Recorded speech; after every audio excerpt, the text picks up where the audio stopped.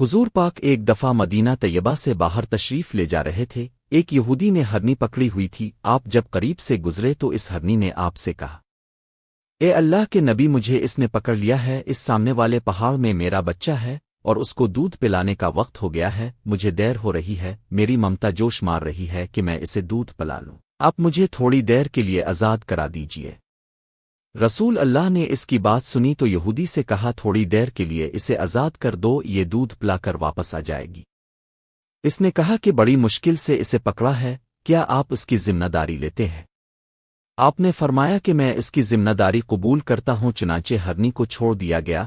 وہ اسی وقت چھلانگیں مارتی ہوئی پہاڑی کی طرف گئی، آپ بھی وہیں تھے کہ وہ دوبارہ بھاگتی ہوئی واپس آ گئی۔ یہودی ہرنی کو اس اطاعت کو دیکھ کر حیران رہ گیا، چنانچہ اس نے کلمہ پڑھا اور مسلمان ہو گیا۔